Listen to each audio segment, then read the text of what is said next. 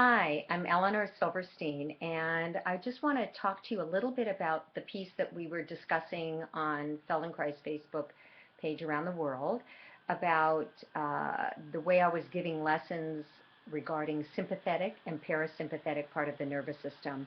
This is coming from really Roger Russell's work where he taught it, and now I've been teaching this in different places around the country, but it's really explaining our coming from our reptilian suite into our mammalian suite. And the reptilian suite is basically coming from, if we can be very primitive about it, coming from standing on the toes, which, yes, there were flexor muscles, but mainly they were designed for extensor muscles, which are designed for eat or be eaten.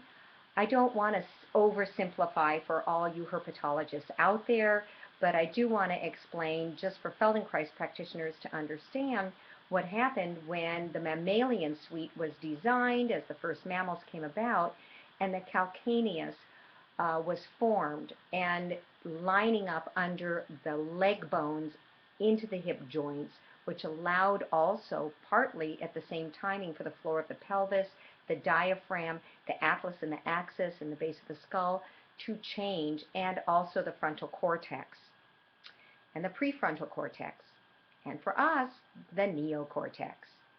Hence, where the changes in my way of working in my lessons have come, which is what I was doing the other day. For one person with cerebral palsy as an adult, for another person who was having a lot of stress and getting ready for a big exam. What happens when we stand on our toes? We tend to fire off the extensor muscles, which are more the sympathetic part of the nervous system. What happens when we stand on our heels or walk heel-toe?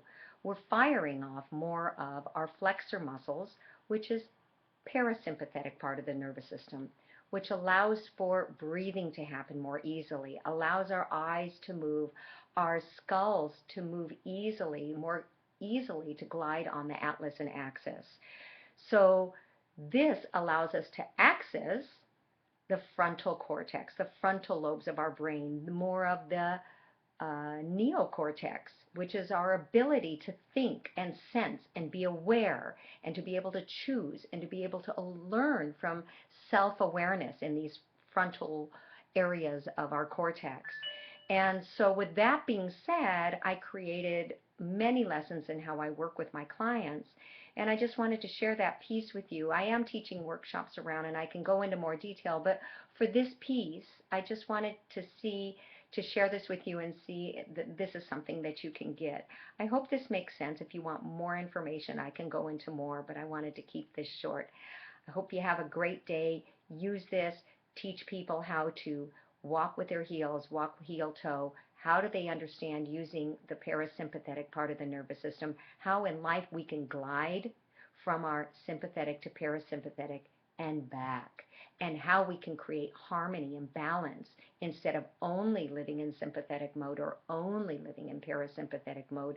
How do we create the harmony and the balance between both? Because that is what helps us to live our lives more fully, more richly, and enable us to be the individuals and the human beings that we can in a full life. So that's my blessing to you. May you balance your sympathetic and parasympathetic nervous system when you choose. Have a great day. Bye.